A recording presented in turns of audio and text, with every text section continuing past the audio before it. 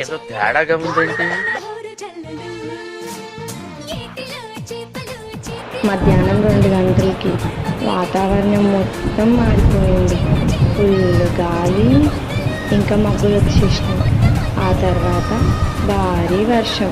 ఆ వర్షంలో వేడి వేడి ఛాయ్, కరకరలాడే పకోడీ, ఈ కాంబినేషన్ ఎంతమందికి ఇష్టం ఉండదు.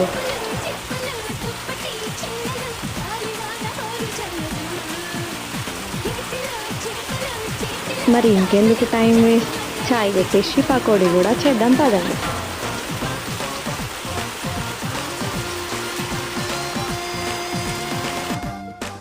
కట్ చేసుకున్న ఆనియన్, శనగపిండి, కారం, ఉప్పు, అల్లం వెల్లుల్లి, జీలకర్ర, వాము, గరం మసాలా వీటన్నింటినీ వేసి బాగా కలపాలి. 4-5 పచ్చిమిర్చి, కొంచెం కరివేపాకు లాస్ట్లో డీప్ ఫ్రై చేసుకుందాం, బాగుంటుంది. ఆయిల్ వేడయ్యాక ఇంకా పకోడీ వేసుకోవడమే. పకోడీని ఇలా దోరగా వేపుకోవాలి, కొంచెం ఎర్రగా అయ్యే వరకు.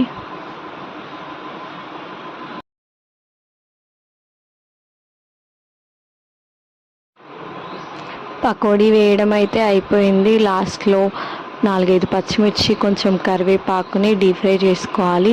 పకోడీలో నంచుకొని తింటుంటే బాగుంటుంది. డీప్ ఫ్రై చేసుకున్న పచ్చిమిర్చి, కరివేపాకుని గార్లిక్ చేసుకుందాం. బయట వర్షం పడుతుంది, వెదర్ అంతా చల్లగా ఉంది కదా అని పకోడీ వేస్తే, పకోడీ వేసేసరికి వర్షం ఆగిపోయింది. ఏం చేస్తాం, అట్లా ఉంటుంది మనతోని. మరి ఇక్కడ మా నియాగడైతే టేస్ట్ చేస్తున్నాడు, బాగుంది అని చెప్పిండు టేస్ట్ చేసి. నాకైతే వర్షం పడితే మస్తు అనిపిస్తుంది. ఆ క్లైమేట్ అంతా కూల్గా అయిపోతుంది కదా. వర్షం స్మెల్ ఇష్టపడని వాళ్ళు ఎవరైనా ఉంటారా అసలు?